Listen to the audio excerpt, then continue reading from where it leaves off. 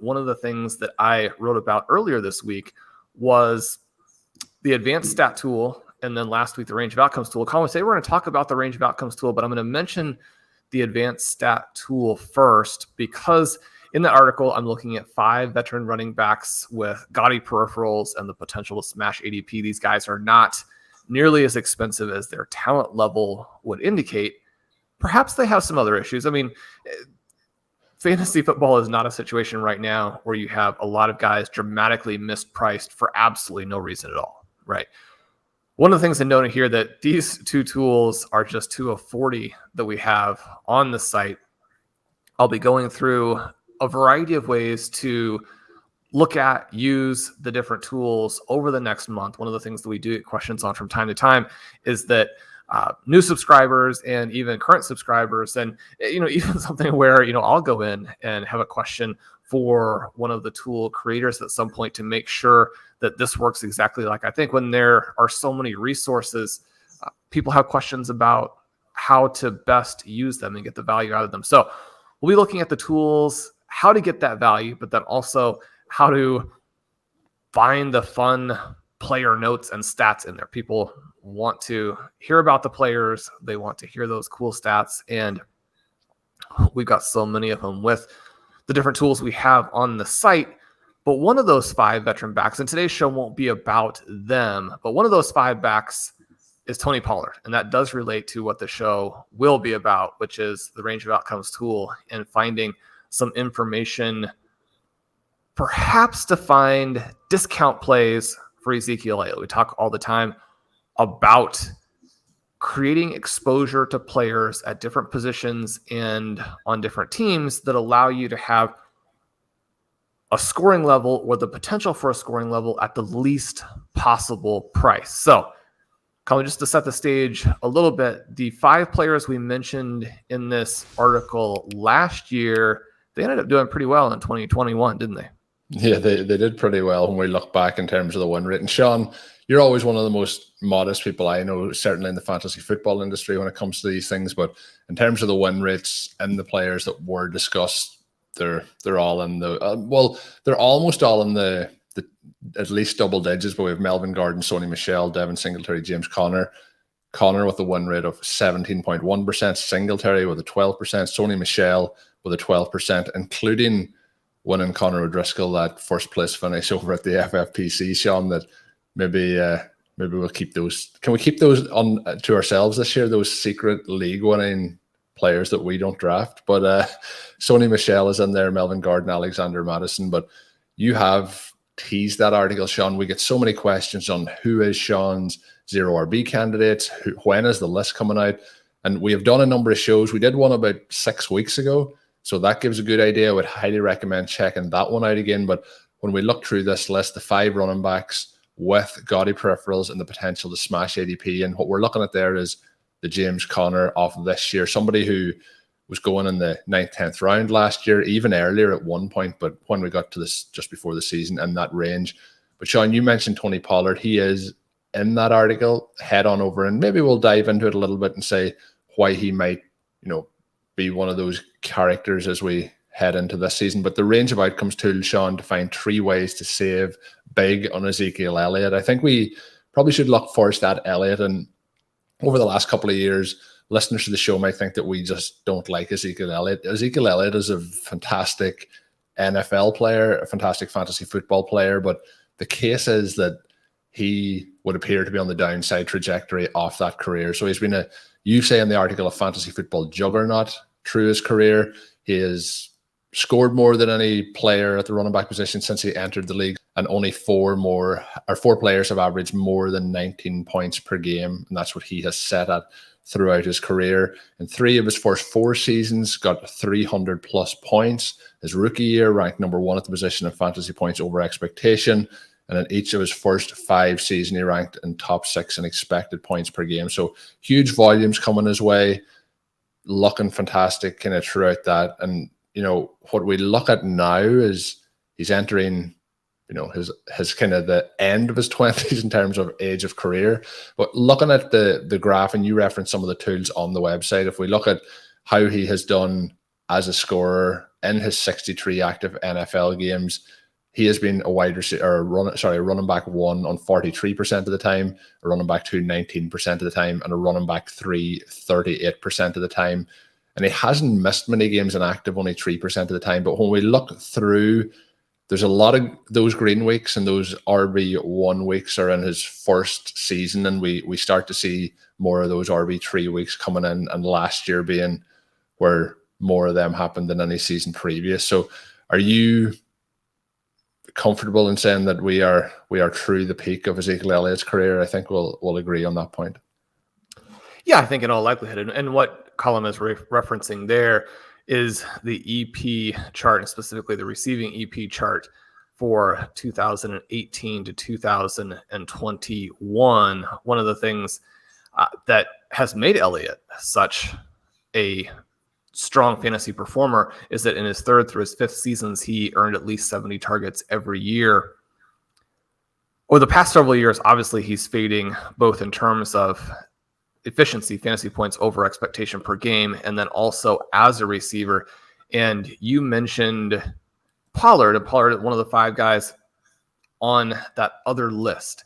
We look at Pollard, and his situation is that he's just been so good. And I think it's going to be more difficult to keep him off the field this year as we get toward the end of the time period where Ezekiel Elliott would just have this massive contact, where if they were going to cut him or even sort of move him off to the side, then you have a player with just insane amounts of dead money. That was always going to be problematic. But as we move sort of out of that time period, the fact that Tony Pollard has averaged 3.0 or more yards after contact per attempt in each of the last 3 seasons, those aren't really the kind of numbers that you're thinking of for a back of his size and explosiveness, right? Only Nick Chubb and Derrick Henry have also done that over the last 3 years. Now, they've done it on many more carries, so that's not an apples to apples comparison, but it's still very impressive what Pollard has done. He's also been at 9.2, 8.3, and 9.5 in terms of yards after the catch per reception. Much better than Elliott, up there kind of in that Austin Eckler or Alvin Kamara range. And Pollard is one of a couple of guys that I kind of looked at in this list where if things fell the right way, he could end up being a lot closer to Austin Eckler than I think people realize. And maybe drafters do, because Tony Pollard is not inexpensive when you consider that Ezekiel Elliott is sitting in front of him in that Dallas offense. But we're kind of in that time period now where drafters are pushing him up and thinking about kind of that Austin Eckler, Melvin Gordon type of time period where Eckler pushed through and became the guy. Pollard has that type of potential. And so when we're looking at that within the context of Ezekiel Elliott, we know that these 2 guys are going in different directions. Now, Pollard didn't play as much as we would like to see. He didn't hit even 45% snap share in any of the games last season. But when he was on the field, he touched the ball a lot, right? And so they were reluctant to get him out there. They needed to have Elliott on the field. But when they got him into the game, they got the ball in his hands because of how electric he is.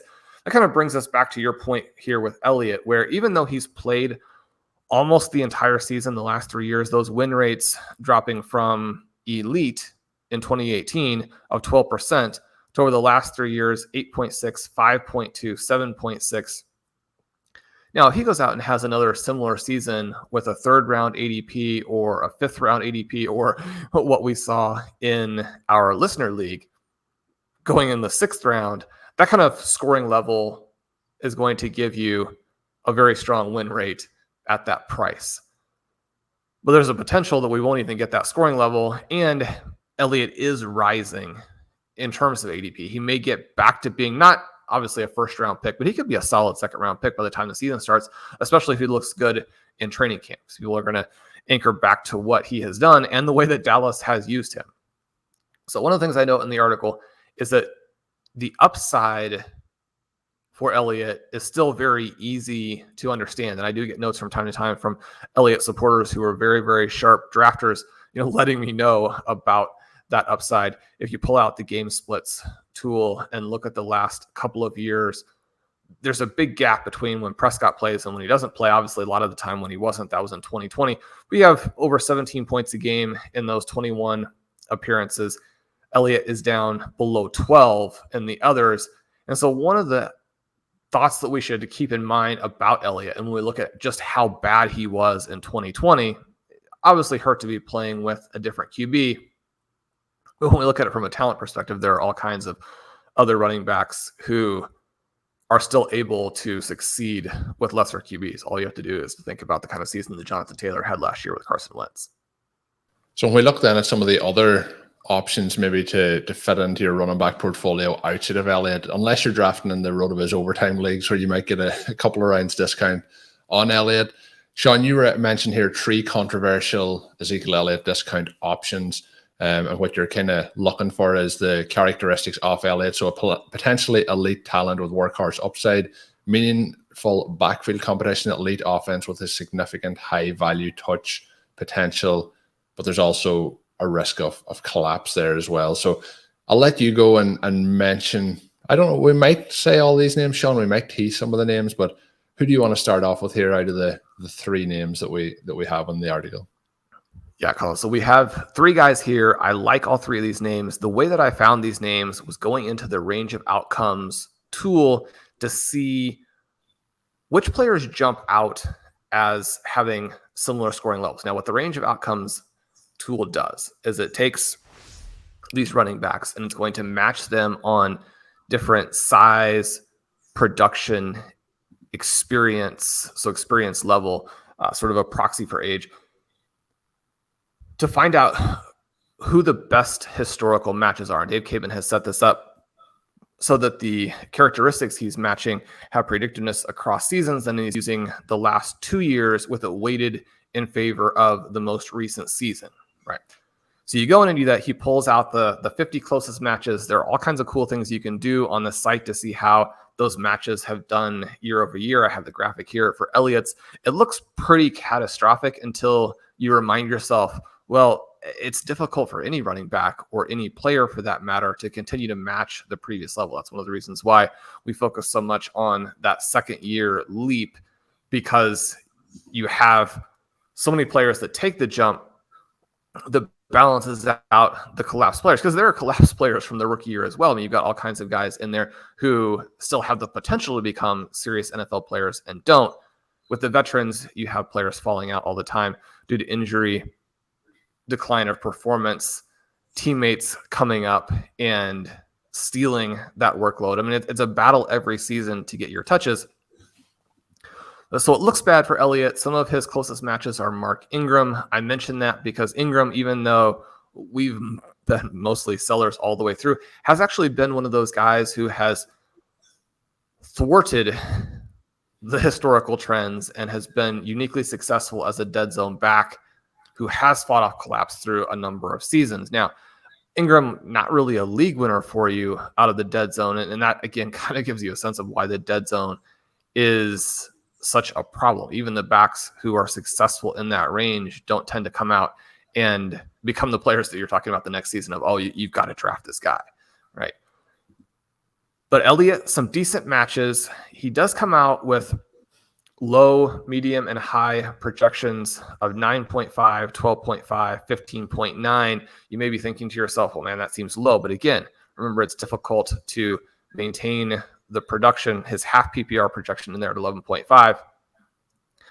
Colm, the first name on the list, and an interesting name because it can be tricky for rookies to do well in the range of outcomes tool. One of the things that we talk about with the range of outcomes tool is that it's going to be somewhat situation agnostic.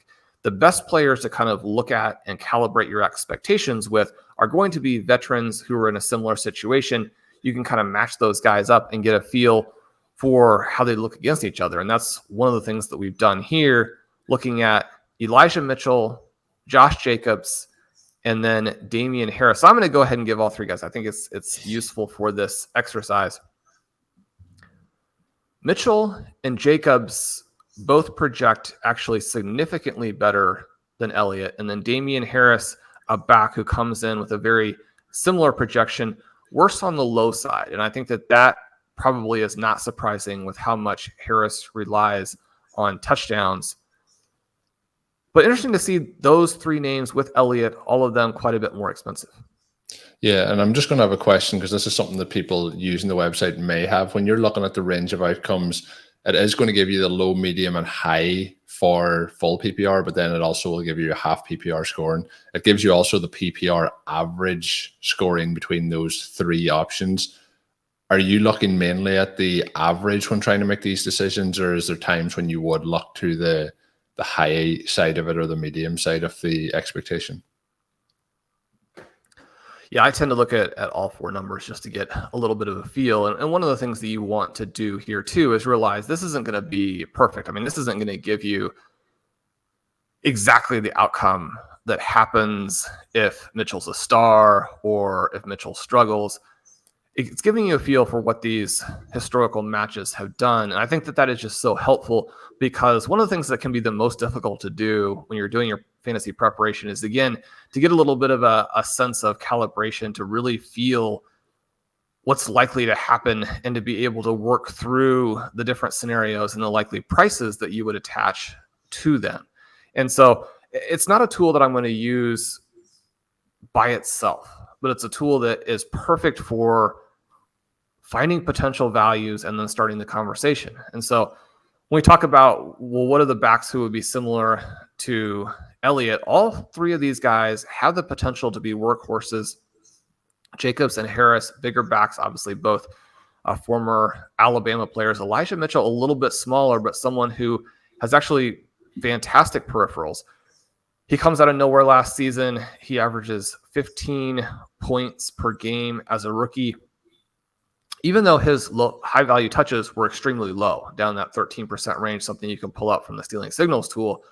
He finished number 12 overall in fantasy points over expectation per game. He's a guy who, despite his size, he has that ability to break arm tackles, and then with the explosiveness. I mean, Mitchell is a speed player. That speed works really well in the San Francisco offense. So he ends up averaging 2.9 yards after contact per attempt. There were only three backs who averaged a higher yards after contact per attempt and also had more touches, right? More running back carries. Not surprisingly, those are going to be the two guys we mentioned earlier in Chubb and Henry, and then plus Jonathan Taylor. So when he's got the peripherals like that, he's in the offense that he is in. He has the tested athleticism that really pops, but then demonstrates his ability to make use of that in an NFL field, just out there playing, right? This isn't just stopwatch time. And then he's in this 49ers offense that has been so favorable for running backs. I think that there are a lot of things about Mitchell that make him really exciting for 2022. And yet the problem perhaps is that offense kind of cuts both ways. You have the three elite receiving talents, and you now have Trey Lance as a potential additional competitor for these high-value touches. We mentioned that was maybe the area of his profile that was lacking last season. Certainly having Deebo Samuel come in and take a lot of the touches there at the end of the season hurt. They draft Tyrion Davis-Price. So out of these four guys, Colm, Mitchell is the one that I mentioned that you probably should get some exposure to when he drops below ADP. What are your thoughts on Mitchell for the 2022 season?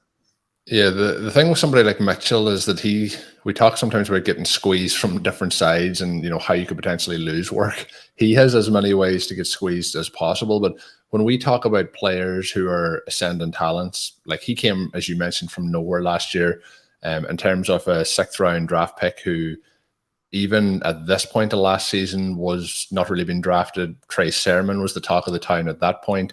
And Mitchell comes in and really lights things up and looks fantastic. It did take a couple of running back injuries in front of him. But the other part of that is I would be concerned about the targets that he gets this year. So we've seen Deebo Samuel take some of the rushing work. I don't really think that's going to happen this year.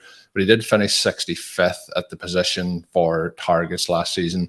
And I think that might be a little bit of a limitation then moving forward with Trey Lance as the quarterback as well. So I think, like you're saying, if he's dropping below ADP, I think it's going to make sense to add him in some leagues. He's not somebody that I'm specifically targeting. He is in that range just at the end of the dead zone most of the time in those drafts. And I'm interested, but we've talked about this a few times with the 49ers in terms of the Kittle situation or Debo or Ayuk. Some of these guys, I don't think there's enough to go around for them all to hit their ceilings this season. And I think that we're going to see a lot of situations as well in the red zone where Lance is the one, rushing it rather than we're going to see it with some of these running backs. So they're going to lose that as well.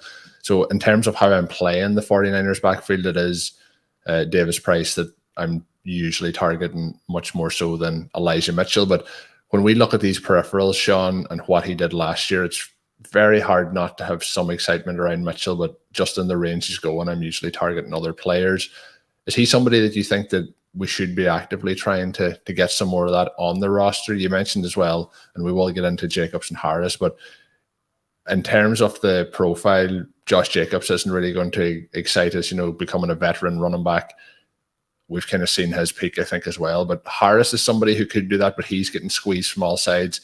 But when we look at some of these younger players who come in, if it's an undrafted player or a late round pick in this situation like it is with Mitchell, sometimes not having, that investment in it, whether it's a contract or whether it's draft capital, the chances sometimes are a lot slimmer than when you're an early round pick or when you have a contract like Elliott that the Cowboys have invested in him. So have you concerns there in terms of the collapse as well? Well, one of the elements that it just didn't exactly make sense for me is where they selected Davis Price. And we know that the 49ers have been very unlucky at the running back position over the last 3-4 years. And that feeling of being a little bit snake bitten is going to lead you to want to create depth. One of the recent reports out of San Francisco is that Davis Price is not up to second string yet. His ADP sliding just a little bit. Reports that Jeff Wilson looks very, very good. We know he's had a few games in the past where he popped. One of the articles that the Fantasy Douche wrote a long, long time ago, and does stick with me, and you see evidence of it all the time, is that year 2 is the season where draft slot makes the biggest difference at running back. So you see these guys who came in as lesser drafted players. You think about someone like a Phillip Lindsay, even with very strong production, the team looking for ways to replace that player. Whereas even a James Robinson last year with the Jaguars taking Etienne then as the running back to replace him. Obviously, Etienne got injured in the preseason, but Robinson had a massive season the previous year, and they just decided, let's try and replace him straight away. Yeah, and not even necessarily always replace him, but complement. Whereas some of these guys, and that's a perfect example. I mean, James Robinson, my heart went out to him. Even though it kind of worked out, he got to play his second season and then he gets hurt. And you see why teams want more than one running back, but it makes a lot more sense to do it the way the Patriots have done it, right? Where they may have 4 above average running backs without having actually had to spend much at the position at all to come back on top of some of these guys with earlier picks and Travis Etienne, obviously a first round pick that a rebuilding team like the Jaguars definitely can't afford. And that's, within the context of Travis Etienne being one of our favorite players. And so we'll see if that enthusiasm for Etienne actually plays out this year, if that's justified at all. But it's another great example. And,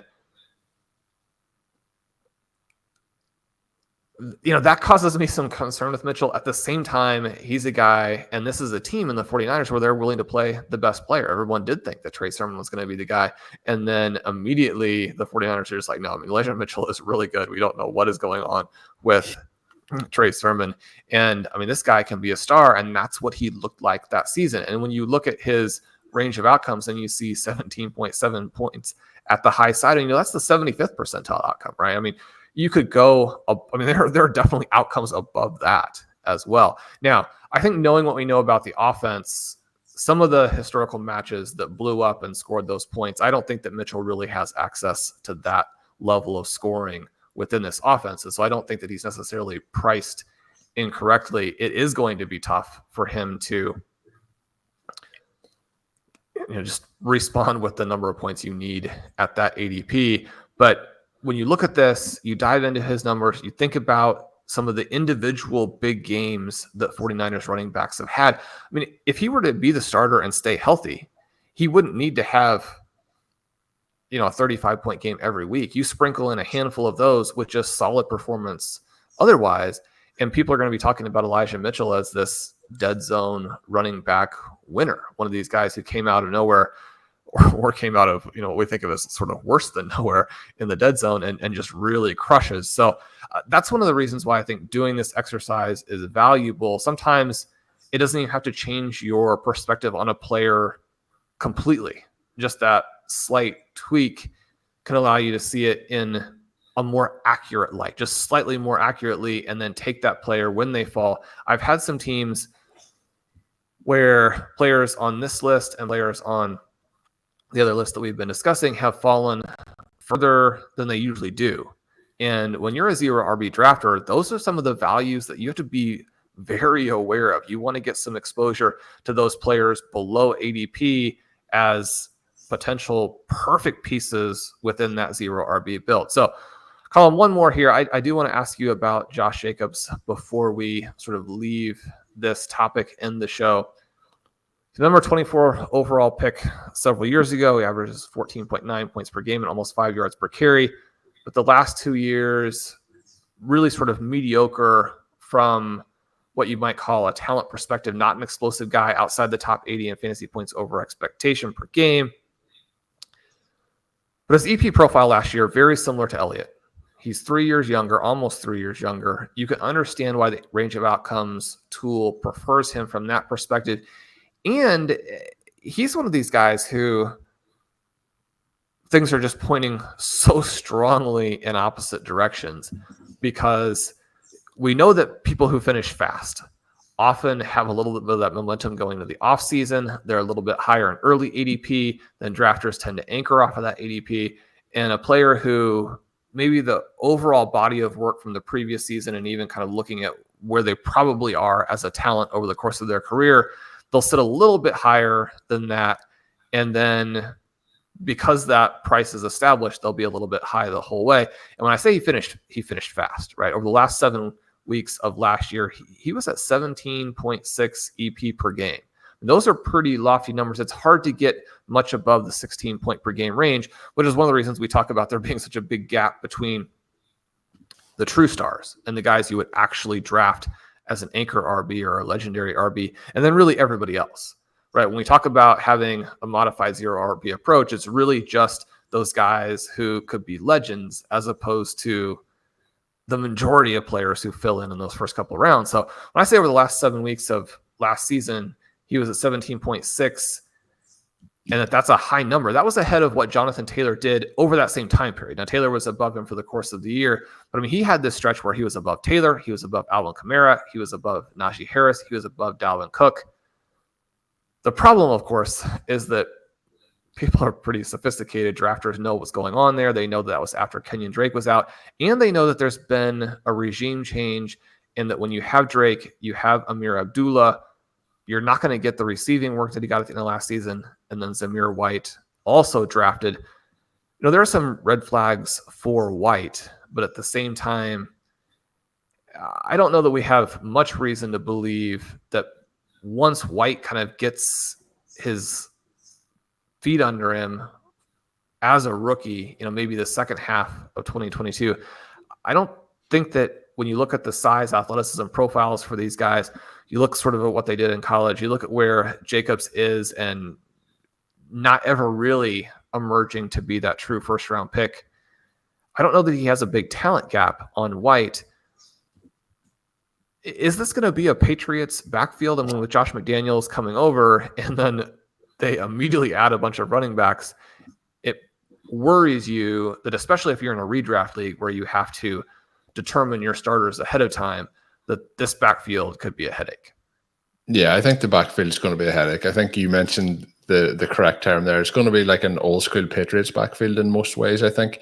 You mentioned some of the players they've added as well. So Brandon Bolden has come directly from the Patriots, who at points last year was used quite heavily and is going to be somebody who this isn't really going to be great for fantasy, but is going to be on the weekly active roster based on a special team commitment. So I think when we're looking again at ways of getting squeezed, they've drafted a rookie. They have Amir Abdullah there. They have Kenyon Drake coming back from his injury. So I was actually amazed when, reading this, I decided to go and look up a little bit about Josh Jacobs, and he's still only 24 years old. If you had asked me to guess Josh Jacobs' age, I would have said like 27, 28. It feels so long ago that he got drafted, but came in young into the NFL. There was a lot down the stretch that you could say you like, but the way I would look at it is you could feel like this offense is going to score a lot more because now they have obviously Devontae Adams there. They should have a better offense. That could lead to more green zone touches and red zone touches for somebody like Josh Jacobs. But my concern is it's going to get squeezed from a number of other areas, and I think it's going to be a kind of a backfield by committee. And what I'm looking at sometimes when we're looking at the backfields and the running back rooms, I'm thinking there is 2 or 3 clear options here, and it's easy to see pathways of how things play out. But in certain situations like this, I think we have 5 people. I think probably at least 3 of them are going to be part of the committee, and then that's going to lead to not a huge upside for him in terms of fantasy points this season. He's somebody that over the last 2 seasons, I haven't drafted very much of it all, and I feel like it's going to be very much the same this year, where Josh Jacobs is not going to be on many of my rosters. And I mentioned that I would expect a player who finished fast last season, especially a player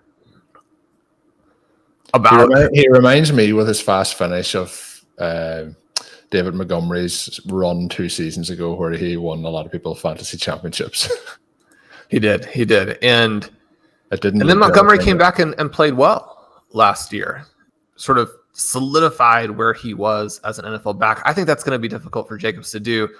I'm surprised when we look at the ADP. We have the FFPC redraft ADP up in the site. You can look at that. Obviously, if you're playing Underdog, we have the Underdog ADP. We have the FFPC of various format best ball as well. So you can pick up the format that you personally are playing.